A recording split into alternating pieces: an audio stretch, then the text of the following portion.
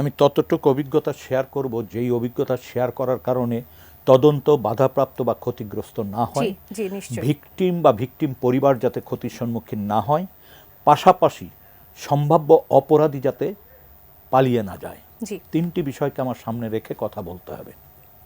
বলতে তো আপত্তি নেই, কারণ যে ঘটনা ঘটেছে এর চেয়ে লোমহর্ষক বর্ণনা দেওয়ার মতো কিছু নেই। আমি কোনো এক সময় জার্মানিতে গিয়েছিলাম, সেখানে হিটলারের কিছু নিদর্শন দেখে আসছি অত্যাচারের। আমার কাছে কখনো কখনো মনে হয় যে এই দেশে, আমার দেশে এর চেয়ে বড় ঘটনা ঘটে গেছে, যেটা আমরা মানবাধিকার কর্মী হিসাবে যতটা বুঝেছিলাম বাস্তব অবস্থা তার চেয়ে অনেক বেশি। আপনি যে সংখ্যাটা বলেছেন, এই সংখ্যাটা পূর্ণাঙ্গ কোনো সংখ্যা না।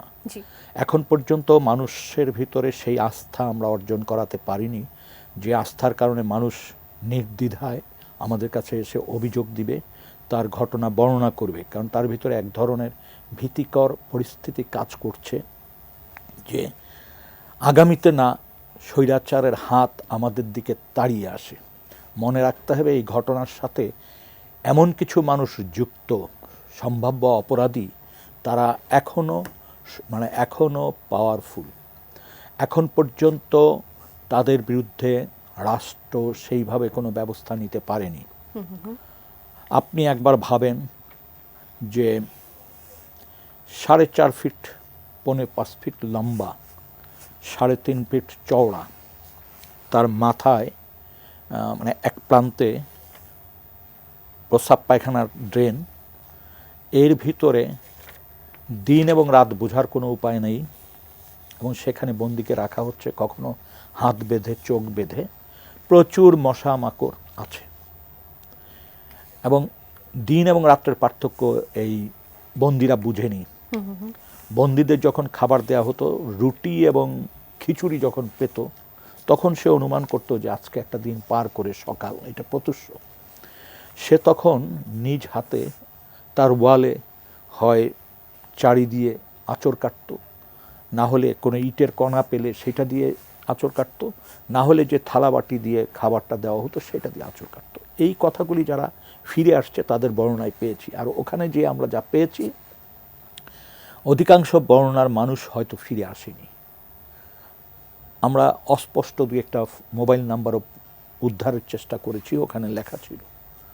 কেউ লিখেছে আই লাভ মাই কান্ট্রি, কেউ লিখেছে আই লাভ মাই ফ্যামিলি, কেউ লিখেছে বিজয় সুনিশ্চিত, কেউ হয়তো সূরা লিখেছে, কেউ হয়তো মসজিদের মিনার আঁকার চেষ্টা করেছে।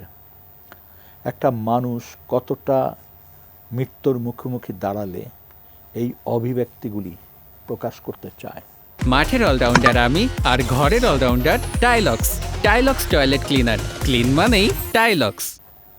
ওখানে আমরা খাবারের ব্যাপারে যেটা শুনেছি, বাসি, পচা এবং খুব অল্প পরিমাণ খাবার দেয়া হতো 3 বেলা, কোনো কোনো সময় 2 বেলাও দিত। এবং তাদেরকে 3 দিন 4 দিন পর পর এই ছোট্ট সেলগুলির থেকে বের করে ইন্টারোগেশনের নামে ইন্টারোগেশন রুমে নেওয়া হতো। এবং সেই রুমের যে জিনিস আমরা দেখেছি, ধরুন এখানে সমস্ত লাইট এবং অন্যান্য যে সরঞ্জাম আছে যেটা দৃশ্যমান, এগুলোকে কাটছাট করে ফেলে দেওয়া হলো, কিন্তু এর যে প্ল্যাটফর্মগুলি রয়েছে উপরে, প্লাগ পয়েন্টগুলি রয়েছে, এগুলি রয়ে গেছে। এর ফলে খুব স্পষ্ট যে নিচে যে প্ল্যাটফর্ম আমরা পেলাম, সেখানে কোনো মেশিন লাগানো ছিল, যেটার সাথে ওই প্ল্যাটফর্মে যে একটা প্ল্যাটফর্ম সংযুক্ত ছিল, সেখানে বিদ্যুৎ, এগুলি তো যারা বন্দি ফিরে আসছে তাদের কাছ থেকে শুনেছি, তাদের হাত পাও বেঁধে ঝুলিয়ে দেওয়া হতো এবং তারপর নির্যাতন করা হতো।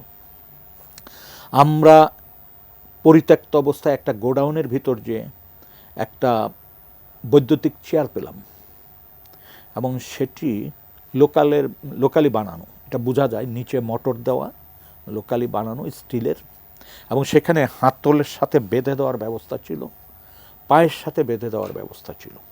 আমি নিজে ওই চেয়ারে উঠে একটু ঘোরার চেষ্টা করলাম, ভয়াবহ। তারপর এটা আসলে 2 মিনিট কারো পক্ষে টেকা সম্ভব কিনা আমি জানি না, 2-3 মিনিট টিকতে পারে, বমি টমি করে অস্থির হয়ে যাবে, এটা সম্ভব না। তারপরে প্রত্যক্ষদর্শী এবং ঘটনার সাথে প্রত্যক্ষ বা পরোক্ষভাবে যুক্ত ব্যক্তিদের জবানিতে যে ঘটনাগুলি আমরা পেয়েছি সেটা আরও ভয়াবহ। কিছু কিছু সামরিক কর্মকর্তা যারা র্যাবে ছিলেন তারা অনেককে গভীর রাত্রে এই সমস্ত সেল থেকে উঠিয়ে নিতেন, পরবর্তীতে ইঞ্জেকশন পুশ করতেন। নিস্তেজ দেহ যখন হয়ে যেত পলিথিন দিয়ে মুখটা আটকিয়ে দিতেন এবং দম বন্ধ করে হত্যা করতেন। এরপর পেট ফেরে নাড়িভুড়ি বের করে এদেরকে জীবিত এবং মৃত অবস্থায় এদেরকে নিয়ে যাওয়া হতো। এদের একটা অংশকে, বিভিন্ন জায়গায় এই কাজটা হয়েছে, আমি একটা অংশের কথা বলছি, পোস্তগোলায়। আপনারা দেখেছেন একটা স্থাপনা আছে সেনাবাহিনীর নদীর পাড়ে, ওইখানে র্যাব একটা অপারেশন করেছিল, মনে পড়ে একটা না অনেক অপারেশন করেছিল সুন্দরবনে। দস্যুদের কাছ থেকে একটা বড় ট্রলার নিয়ে আসছিল, সেই ট্রলারটি ঘাটে থাকতো এবং মাঝরাত্রে বিশেষ বিশেষ অফিসাররা এই ডেড বডি বা জীবিত ব্যক্তিকে মাইক্রোবাস যোগে ওখানে নিয়ে যেত। তার আগে ওখানে ডিপ্লয় করা হতো তাদের বিশ্বস্ত র্যাব সদস্য বা গোয়েন্দা সংস্থার সদস্যদের। এরপর তাদেরকে উঠানো হতো নৌকায়। নৌকায় দুই রকম মানুষকে, মানে দুই রকম অবস্থায় উঠানো হতো। কেউ কেউ কারো কারো মৃতদেহ, আর কেউ কেউ জীবিত, যাদেরকে বলা হতো টার্গেট। আর মৃত ব্যক্তিদের বলা হয় তাদের ভাষায় প্যাকেট। নৌকাটা মাঝ নদী বা মুন্সিগঞ্জের দিকে যেত অধিকাংশ সময়ে, এবং এই নৌকাকে সার্কেল করে স্পিডবোট ঘুরত। নৌকার ধারে কাছে কোনো জলযানকে আসতে দিত না, এবং সিমেন্টের বস্তা দিয়ে এই মৃত ব্যক্তিদের অথবা ওখানে গুলি করে মেরে পেট ফেরে তারপর ফেলে দেওয়া হতো।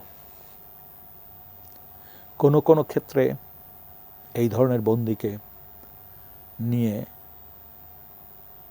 গাজীপুর, টঙ্গী আর টাঙ্গাইল, এই যে রেল লাইনটা, এই রেল লাইনের শিডিউলগুলি তারা আগেই সংগ্রহ করতো, কখন কোন ট্রেনটা আসে এই এলাকায়। ঠিক তার আগ মুহূর্তে ডেড বডিগুলি নিয়ে এই রেল লাইনের উপর ফেলে দেওয়া হতো। এটার উপর দিয়ে রেলগাড়ি চলে যেত, ছিন্ন ভিন্ন হয়ে যেত তাদের ডেড বডি।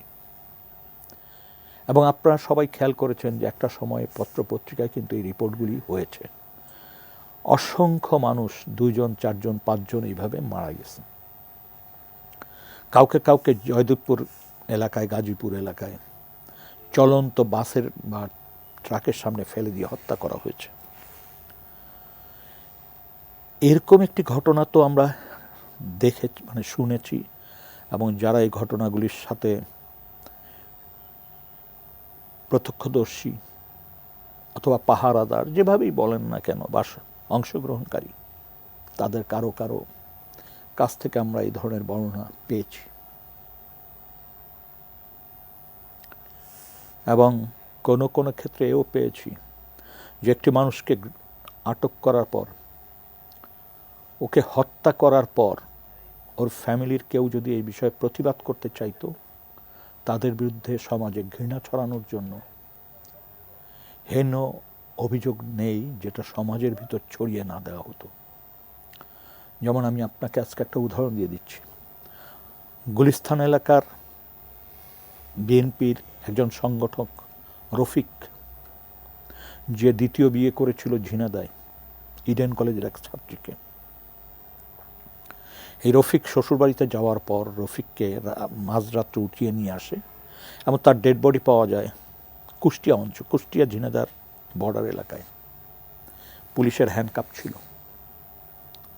আমরা খোঁজ খবর নিয়ে যখন দেখলাম এবং বিএনপি প্রতিবাদ করা শুরু করলো, সাধারণ মানুষের ভিতর প্রশ্ন আসলো, তখন যখন এটা নিয়ে অনেক প্রতিবাদ হচ্ছিল, তখন আমরা দেখলাম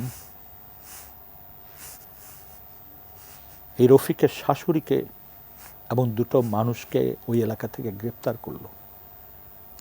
বলা হলো তাদেরকে সাভার অঞ্চল থেকে গ্রেপ্তার করেছে, কাউকে কুষ্টিয়া থেকে গ্রেপ্তার করেছে। অভিযোগটা দিয়ে দিল র্যাব, তাদের বিরুদ্ধে একটা মামলা দিয়ে, যে ওই যে 2 জন, একজন সাবেক সৈনিক, আরেকজন একটা দলের রাজনৈতিক কর্মী, কুষ্টিয়া অঞ্চলের। অভিযোগ দেওয়া হলো এরা ওই শাশুড়ির কাছ থেকে টাকা নিয়ে জামাইকে হত্যা করেছে। কেন? শাশুড়ির উপর তার লোলুপ দৃষ্টি ছিল, শাশুড়ি নিজেকে রক্ষা করার আপ্রাণ চেষ্টা করে পারেনি, তখন খুনিদেরকে ভাড়া করে হত্যা করেছে। পুরা একটা গুজব ছিল। এই গুজবটার কারণে ওই ঘটনাটা ব্যাপকভাবে অনুসন্ধান করতে যেমন পারেনি মানুষ, এলাকায় একটা রা উঠে গেছে, ওই ফ্যামিলিটা আইসোলেটেড হয়ে গেছে সমাজ থেকে। তার মানে হেন অপরাধ নাই যেটা র্যাপিড অ্যাকশন ব্যাটালিয়ন র্যাব করে নাই, এবং প্রত্যেকটা ছিল তাদের পরীক্ষামূলক। এর বাইরে আরও কিছু ঘটনা আছে সাম্প্রতিককালে আমাদের রিপোর্টে এসছে, যে আমরা ভারতের একটা এখান থেকে বন্দি নিয়ে বর্ডারে নিয়ে ভারতীয় কর্তৃপক্ষের কাছে হেফাজতে দিয়ে দেওয়া, এইটা অনেক ক্ষেত্রে এটা হয়েছে। এবং এইটা কি পরিমাণে হয়েছে এখনই বলা সম্ভব না। যেমন এখনই বলা সম্ভব না যে আমরা যে রেকর্ড করেছি 1683 এটাই ফাইনাল, এটা বলা যাবে না।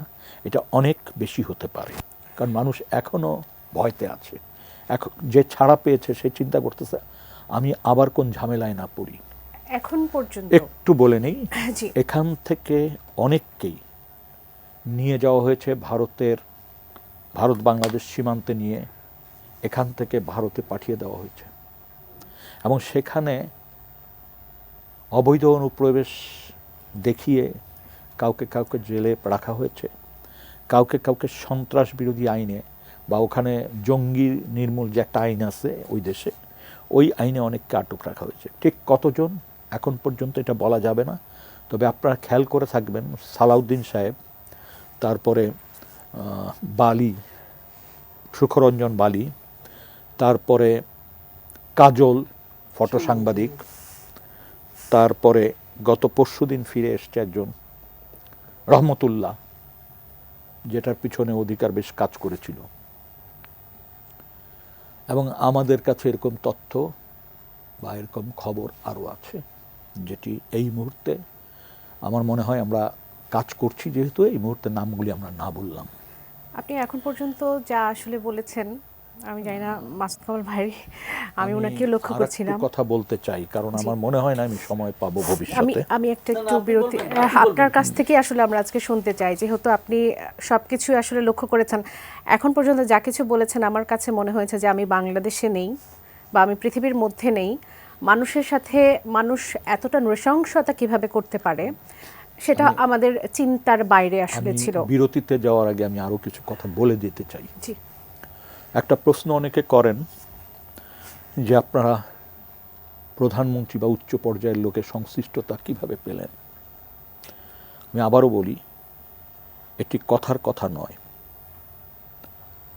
আমরা ওই পরিমাণ প্রমাণ পেয়েছি যা দিয়ে স্পষ্ট যে ওনারা সময়ে সময়ে র্যাবের কিছু মানুষ ছিল, যেমন র্যাবের এডিজি অপস যিনি থাকেন এবং ইন্টেলিজেন্স উইংয়ের যিনি চিফ থাকেন, তাদের কারো ব্যক্তিবিশেষের অবাধ যাতায়াত ছিল প্রধানমন্ত্রীর কাছে এবং সামরিক উপদেষ্টার কাছে। সেখান থেকে নিশ্চয়ই আপনারা বলেছেন যে এখানে সাবেক প্রধানমন্ত্রী শেখ হাসিনার সংশ্লিষ্টতা আপনারা এটা তো আমরা সরাসরি পেয়েছি। আপনি একবার ভাবেন তো যে একটি দেশে এরকম ঘটনা ঘটেছে, এরকম স্থাপনা তৈরি হয়েছে সরকারি মদত ছাড়া, কি এটা হতে পারে? এক। দুই নম্বর হচ্ছে, প্রতিদিন পত্রিকায় নিউজে এইসব খবর আসার পর যখন নেতৃস্থানীয় যারা দেশ পরিচালনা করছেন, প্রধানমন্ত্রী তার অন্যান্যরা, তারা যখন এগুলি প্রতিরোধ না করে বরং তারা কল্পকাহিনী রচনা করার চেষ্টা করেছে, ভিকটিমদেরকে আরও ভিকটিমাইজ করেছে, ঘৃণা ছড়ানোর চেষ্টা করেছে। বলা হয়েছে ঋণের দায়ে পালিয়ে বেড়াচ্ছে, বলা হচ্ছে পরকীয়া করে পালিয়ে বেড়াচ্ছে, অনেক রকম ভূমধ্যসাগরে মারা গেছে।